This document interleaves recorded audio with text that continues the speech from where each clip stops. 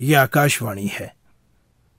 अंधेरे का बेटा प्रस्तुत है हिंदी के प्रख्यात नाटककार रेवती सरन शर्मा के लिखे इस नाटक की दूसरी और अंतिम कड़ी।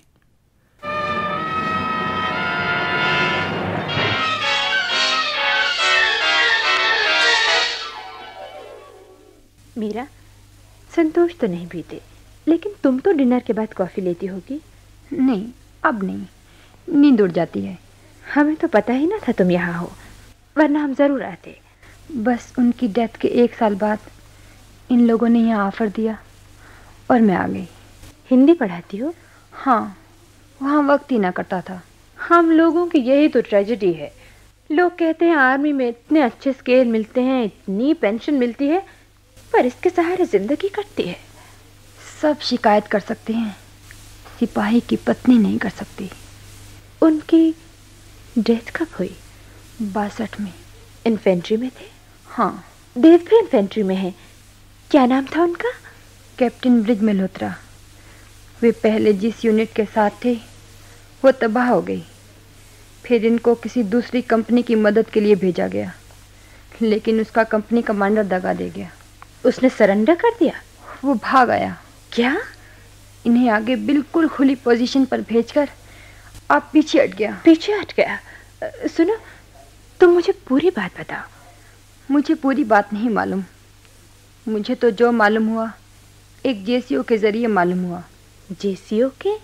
हाँ, जब दुश्मन की गोलियों ने उन्हें छलनी किया तो उनके साथ एक जेसीओ था और उन्होंने उस जेसीओ से कहा, अगर तुम जिंदा रहो तो मेरी वाइफ तक ये बात पहुंचा देना कि अगर मैं भी जिंदा रहना चाहता तो उस मेजर की तरह भागकर जिंदा रह सकता था, लेकिन मैंने भागना गवारा नहीं किया। तुम मुझे मिस करोगी, लेकिन मेरी इज्जत को नहीं। ओह, मगर वो मेजर कौन था? उस जेसीओ ने चिट्ठी में उसका नाम नहीं लिखा। लेकिन क्या तुम उससे मिलने नहीं गई? गई थी, लेकिन मेरे अस्पताल में पहुंचने से 4 दिन पहले वह चल बसा था। तुम्हें ये केस इंक्वायरी के लिए देना था। क्या देती? मुझे तो जो खोना था खो चुकी थी। लेकिन उसे तो मरवाना था, जो मौत से इतना डरता था कि अपने ही को मरवा गया। और फिर मुझे उस जेसीओ की बात भी तो रखनी थी। बात? हाँ, उस जेसीओ ने लिखा था, मेरे साहब ने आपके साहब के साथ बहुत बुरा किया, पर मेरे इस संदेश पहुंचाने का मुझे कुछ इनाम देना चाहें तो ये करना कि उनके खिलाफ कुछ न करना। उनके साथ यूनिट का नाम आएगा, और यूनिट का नाम एक बार बदनाम हो जाता है तो खून से भी नहीं धुलता। ओह, ऐसे जेसीओ का नाम तो सोने के हरफों में लिखा जाना चाहिए। वो था कौन? उसी मेजर की यूनिट का सूबेदार, बादशाह खान। बादशाह खान?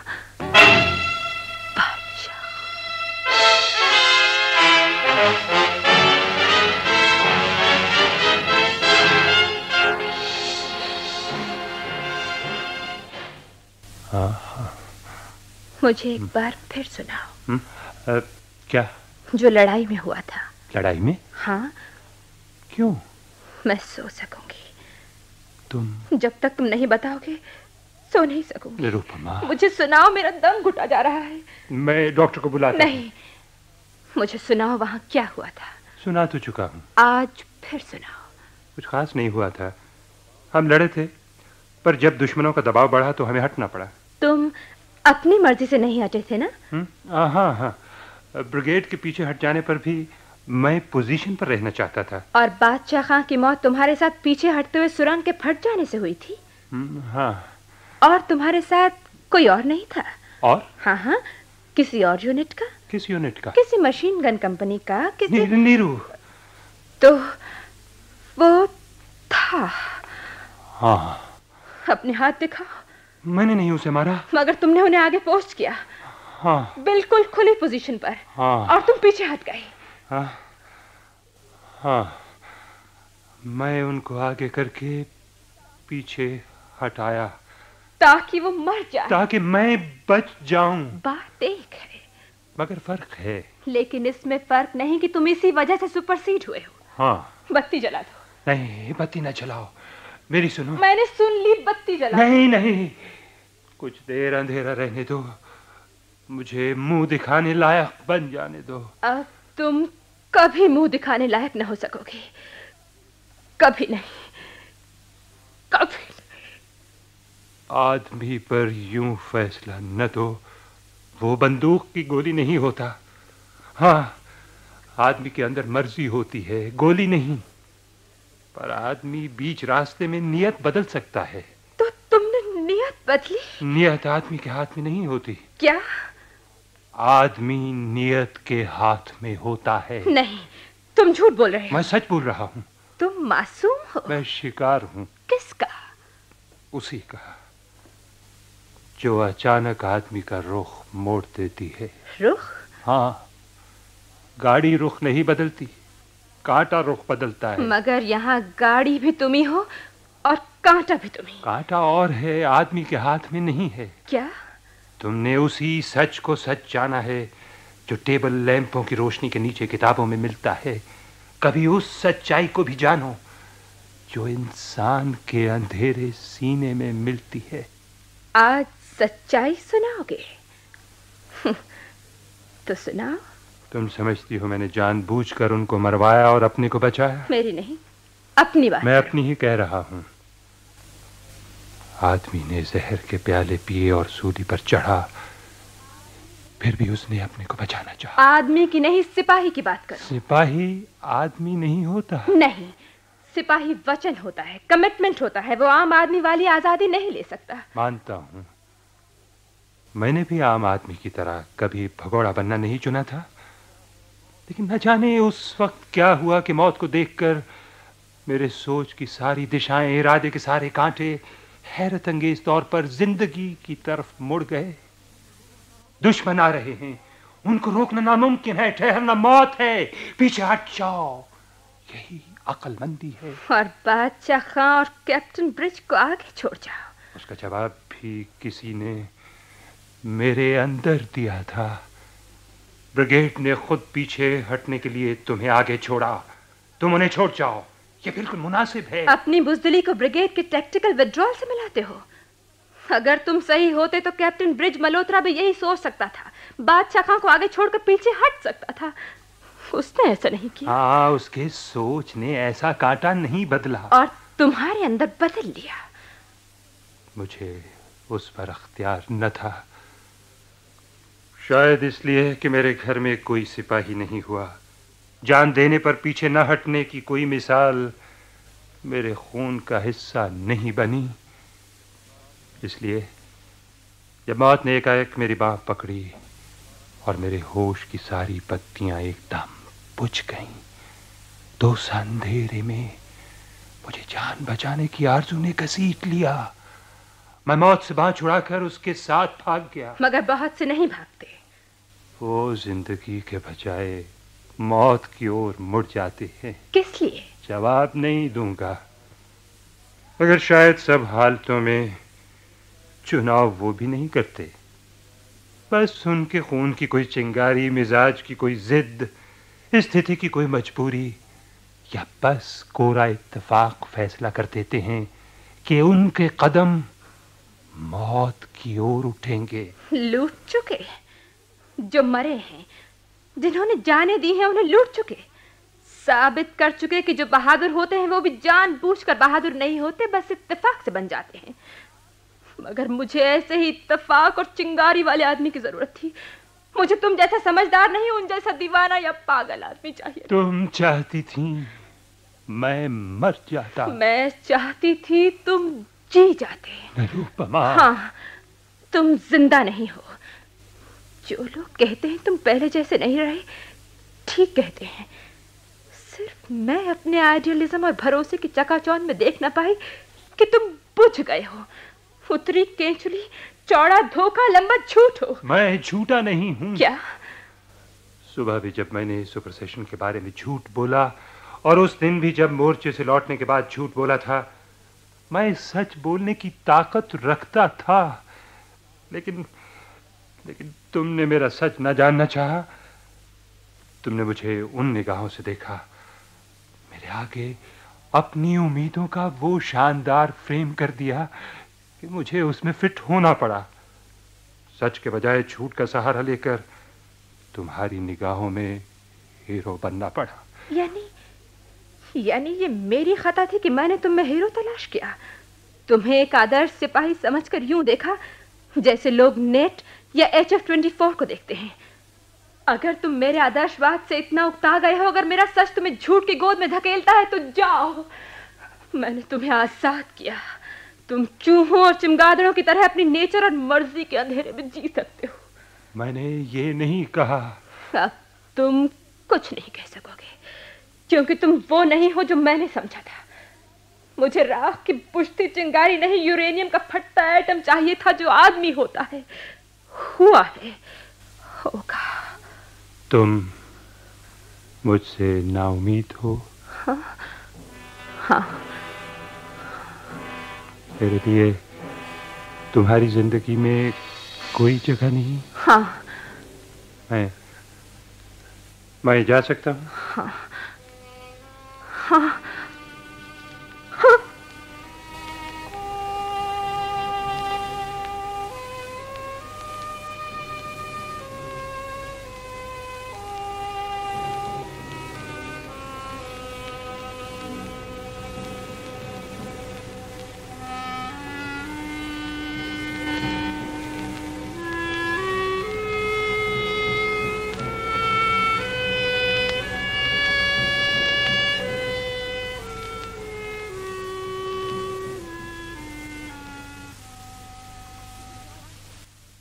आपको क्या हुआ है? बताइए तो, एक साथ क्या हुआ है? साहब एकाएक तबादला करा के फॉरवर्ड एरिया में चले गए। उनके खत नहीं आते। आप ऐसे गाने सुनने लगी? अच्छे लगते हैं सकीना बेगम, मगर पहले आपको खुशी के, जोश के गाने पसंद थे। वक्त का बुलडोजर ही ऐसा है। मैं समझ नहीं पा रही हूँ, क्या कहना चाह रही हैं आप? आप हमें छोड़ दें तो आपकी मेहरबानी होगी। मैं छोड़ दूंगी, पर ख्याल छोड़ देगा? आखिर हुआ क्या है? सकीना बेगम, कभी कभी इतना हो जाता है कि होने को कुछ नहीं रह जाता। आप मुझे नहीं बताएंगी? सकीना बेगम, आदमी कभी कभी कुछ नहीं बता सकता, पता ना मौत हो जाता है। तब मैं आपसे दरियाफ्त नहीं करूंगी, लेकिन आप आराम तो कर लें। हाँ, हम आराम कर लेंगे। हमें अंधेरे कमरे में बंद कर दीजिए, हमारे मुंह छिपाने का इंतजाम करवा दीजिए। Good evening Mrs Narang. Good evening sir, बैठिए। You please. आप कैसे हैं? ठीक हूँ। मिसेस नारंग, आपको मैंने जब से देखा एक आइडियल सोल्जर्स वाइफ। आइडियल की बात न कीजिए कर्नल, इस लफ्ज से बड़ा धोखा कोई नहीं है। क्योंकि आप नाउम्मीद हैं। नाउम्मीदी का ताल्लुक उम्मीद से होता है। आप क्या लेंगे? मैं आपसे बातें करने आया हूँ। कर्नल, मैंने कुछ टेप भरे हैं, आप सुनेंगे? आप इस तरह अपने आप को भुला सकेंगी? मैं तो याद रख रही हूँ कर्नल। इंग्लिश सुनेंगे या इंडियन इंस्ट्रूमेंटल? वोकल लाइव आपका। अब नहीं सुन सकेंगे, क्योंकि देव को प्रमोशन नहीं मिला, आपको डिसअपॉइंटमेंट मिला। डिसअपॉइंटमेंट लॉकेट का पैडल है, नीचे वाली साइड। मुझे अफसोस है मिसेस नारंग कि आप भी आम लोगों की तरह निकली। मैं हमेशा आपको औरों से अलग, ऊपर। आपकी तरह मैं भी भूल करती थी।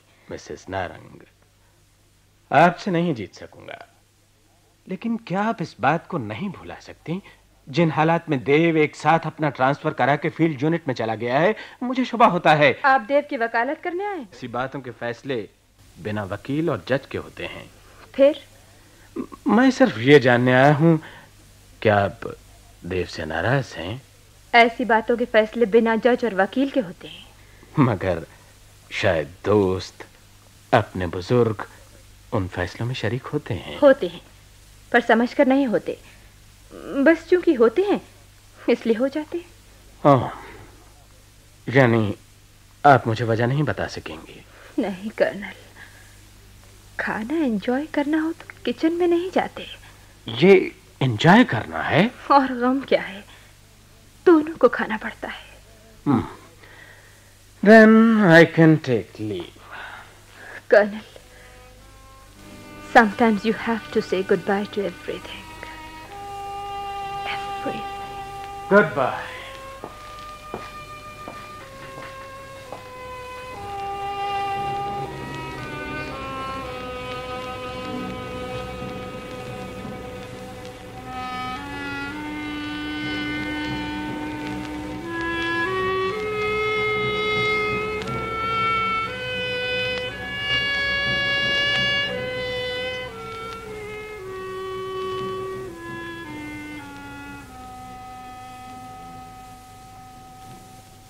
नीरू, क्या हुआ संतोष? तुम्हें मालूम है लड़ाई छिड़ गई? हाँ। नारंग कहाँ है? वो कल रात आए थे। क्या? उनकी स्पेशल यहाँ कुछ देर रुकी थी। उन्होंने कुछ बताया? कहाँ गए हैं? वो सिर्फ शबनम से मिलने आए थे। क्या? हाँ। तुमसे बातें नहीं हुई? नहीं। लेकिन क्यों? जानते हो उन्होंने क्या किया है? क्या? सकीना और मीरा के आदमी उनके हाथ मरे हैं। क्या? मीरा की कहानी सुनी है? हाँ।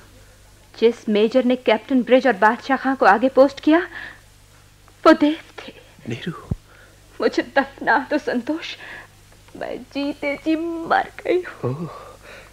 तो मेजर नारंग के एक साथ ट्रांसफर करा के चले जाने की यही वजह है? हाँ। लेकिन तुम्हें कब मालूम हुआ? जिस दिन तुम और मीरा रात को हमारे यहाँ ठहरे थे। लेकिन मीरा को तो नहीं मालूम? क्योंकि उसे नहीं मालूम कि बादशाह खां देव के जेसीओ थे। लेकिन नीरू, मैं मेजर नारंग की इज्जत करता हूँ। क्या? याद है पहले दिन जब तुम उन्हें और मुझे छोड़कर अंदर चली गई थी? हाँ। उन्होंने उसी दिन पहली ही मुलाकात में मुझे बता दिया था कि वो प्रमोट नहीं होंगे। तुम्हें? हाँ, तुम्हें नहीं बताया क्योंकि उस दिन मैं था। लेकिन उस दिन तुम नहीं थे जब नेफा से लौटकर मुझसे पहला झूठ बोला गया था। उस दिन तुम थे, लेकिन ये नहीं बताया गया कि उन्होंने कत्ल किया है। वो भागे। मेजर नारंग ने कत्ल नहीं किया नीरू। कत्ल नहीं किया?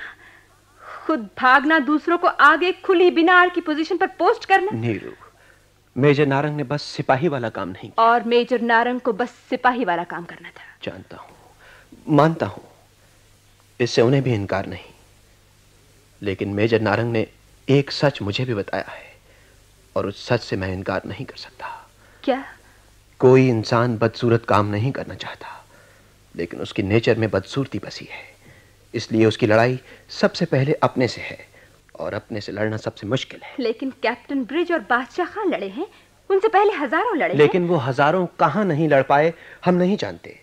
कहां किस बात में उनकी नेचर उन्हें धोखा दे गई। ये नेचर के धोखा देने की बात नहीं, ये नेचर को धोखा देने की बात है। क्योंकि तुमने मेजर नारंग को ऐसा समझा, ठोस, मजबूत, बेदाग, बेमिसाल। हाँ, एक आदमी को, एक सिपाही को ऐसा होना चाहिए। होना चाहिए। चाहना उड़ना है, वो करना है जो आमतौर पर इंसान नहीं करता या करने के लिए नहीं बना। उसका ना उड़ पाना मजबूरी है, वो नहीं जो तुमने बना लिया है। तुम बुज़दिली की हिमायत करना चाहते हो? बुज़दिली बुरी है, पर बहादुरी से कहीं ज्यादा बड़ी सच्चाई है। मैं बहुत बदसूरत लगूंगा, मगर बहुत पते की बात कहूंगा जब कहूंगा कि इस बुज़दिली की बदौलत हम लोग जिंदा हैं। तुम्हारी जिंदगी में इससे बड़ी नाउमीदी नहीं हो सकती, लेकिन तुम जिंदा हो। मैं बहुत सी वो बातें कहना चाहता हूं कि कह दूं तो इसी दम गोली से उड़ा दिया जाऊं। मैंने कहना नहीं, जिंदा रहना चुना है। लोग जुल्म सहते हैं पर बगावत नहीं करते। सब जिंदा रहना चाहते हैं। ठीक है, सिपाही मरने के लिए चुना जाता है, पर क्या लड़ने के लिए भेजने से पहले हम उसकी आंतें, उसके ग्लैंड्स, उसकी तकलीफ से सहम उठने वाली खाल उतार कर रख लेते हैं? नीरू, इंसान की सबसे बड़ी कमजोरी उसकी खाल है। जब तक खाल औरत के जिस्म और रेशम की नरमी और जायके के रस से लज्जत लेगी, जब तक ये खाल बंदूक की गोली और आग की तपिश और डंक की चुभन से डरती रहेगी, आदमी बार बार यही करेगा। उसे माफ करना होगा। लेकिन मैं इसे कैसे माफ करूं कि मैं जो आज तक खुश रही हूं, दो औरतों की नाखुशी में खुश रही हूं। मैंने दो आदमियों की खालों से अपना खेमा बनाया है। एक औरत की फिक्र मत करो। मैं फिर एक बदसूरत बात कहूंगा, लेकिन उससे तुम्हारी स्थिति की बदसूरती इतनी बदसूरत नहीं रहेगी। तुम मीरा की फिक्र न करो नीरू, मैं उससे शादी कर रहा हूं। संतोष, मीरा अब तुम्हारी अंतरात्मा पर बोझ नहीं रहेगी। तुम्हारे उस बोझ को किसी हद तक मैं उठा लूंगा। लेकिन सकीना तो... सकीना शबनम में खो चुकी है। उस जैसे गम उठाने वाली का बोझ तुम्हें नहीं उठाना होगा। जिंदगी बड़ी खूबसूरत चीज है, पर उसका चेहरा एक तरफ से जल गया है, उसे कबूल करना होगा। तो आज उस आदमी को खत लिखोगी जो पराये के साथ साथ अपने से भी लड़ रहा है। लिखना, मेजर नारंग उसके हकदार हैं।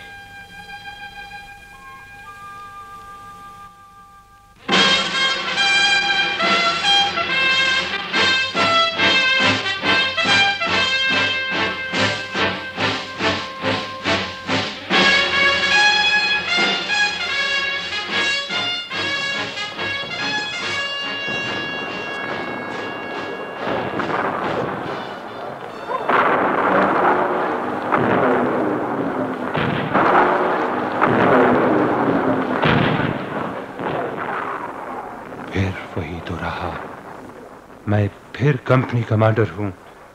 फिर दुश्मन मेरे इलाके में घुस आया है। उसके 2 टैंक मेरे मोर्चों को रौंदते आगे बढ़ रहे हैं। मेरे पास आरसीएल गन है, पर एम्यूनिशन नहीं है। 3 में से 1 प्लाटून खत्म हो चुका है। मेरे 2IC कहते हैं मुझे बाकी 2 प्लाटूनों को निकालकर पीछे हट जाना चाहिए। पीछे हट जाऊं? हाँ, पीछे हट जाऊं तो कोई कुछ नहीं कहेगा। सब कहेंगे मैंने टैक्टिकली ठीक किया, अपने जवानों को बेमौत मरने से बचा लिया। लेकिन मैं ऐसा करूंगा नहीं। एक बार करके देख चुका हूं। ग्रेनेड है, स्ट्रीम ग्रेनेड है, बजूका भी है। अगर खंदकों से निकलकर हल्ला बोल दूं तो टैंकों को तबाह किया जा सकता है। इन्फेंट्री ने यूं टैंकों को तबाह किया है, उम्मीद नहीं है। पर उम्मीद पैदा भी तो की जाती है, और ना भी पैदा हो तब भी तो कुछ किया जाता है। अगर मैं ललकारूं, मोर्चे छोड़कर टैंकों पर टूट पड़ने के लिए बढ़ावा दूं, तो मेरे 1 और 3 प्लाटून लड़ाई का रुख बदल सकते हैं। जाने जाएंगी, पर जाने कब नहीं जाती। हाँ, तो इसलिए मैं कोशिश करूंगा। इसके सिवा इससे ज्यादा कर भी क्या सकता हूं? इंसान कोशिश ही तो कर सकता है।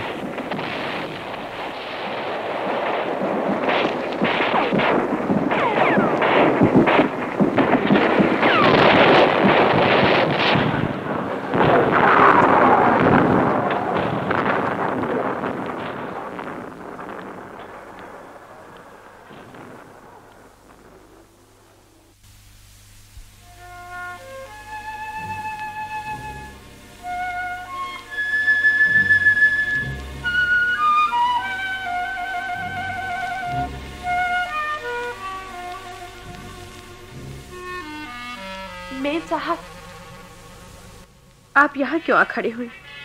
अंदर चलिए। हम सो नहीं सकेंगे सकीना बेगम। लेकिन क्यों? हुआ क्या है? हमें नहीं मालूम, लेकिन आज रात हम सो नहीं सकेंगे। हमारी आंखें सोनी हैं। नहीं नहीं, आप जाकर लेट जाएंगी तो नींद आ जाएगी। हमें नींद नहीं आएगी। हम एक घड़ी नहीं सो पाए हैं।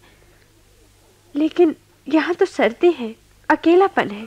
हमें अकेलेपन के साथ छोड़ दें। हम अकेलेपन के साथ अकेला महसूस नहीं करते। थोड़ा तार आया है बीबी जी। तार? किसका तार है मेम साहब? किसका तार है? तुम्हारे साहब नहीं रहे। क्या? वो लड़ाई में काम आए। मेम साहब, मेम साहब, मेम साहब, आप कुछ कहते क्यों नहीं? रोते क्यों नहीं? मैं रो नहीं सकूंगी सकीना बेगम। लेकिन क्यों? क्योंकि मैंने उन्हें मारा है। मेम साहब? हाँ, मेरी वजह से ही वो ट्रांसफर करा के फॉरवर्ड एरिया में चले गए। क्या? तुम्हारे साहब ने ही मीरा के हस्बैंड और तुम्हारे बादशाह खां को मरवाया था। मुझे मालूम है। क्या?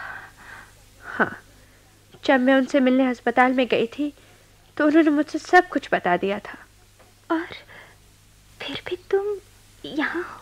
हाँ, उन्होंने बताया था कि हमारा साहब बना रहे, हमारी जान इसीलिए होती है। और साहब की जान?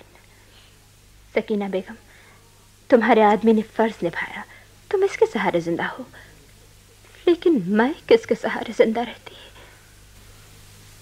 जानती हो, जिस दिन से मुझे मालूम हुआ उस दिन से मैं तुमसे आंखें नहीं मिला पा रही। मेरे लिए सब कुछ खत्म हो गया।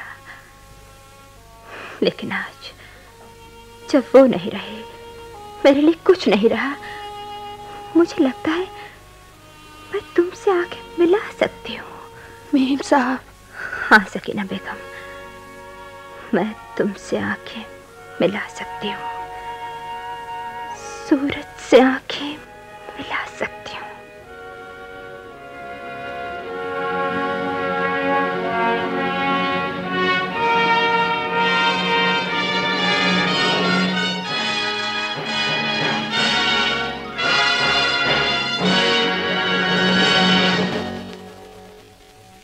अंधेरे का बेटा। अभी आप हिंदी के प्रख्यात नाटककार रेवती शरण शर्मा के लिखे इस नाटक की दूसरी और अंतिम कड़ी सुन रहे थे। नाटक में भाग लेने वाले कलाकार थे वीणा होरा, सुनील मेहता, किरण गांधी, रश्मि दर, करतार सिंह पवार, हरजीत, रवि मोहन खन्ना और सुरेंद्र सेठी। सहायक थे खालिद सुल्तान और निर्देशक थे F.C.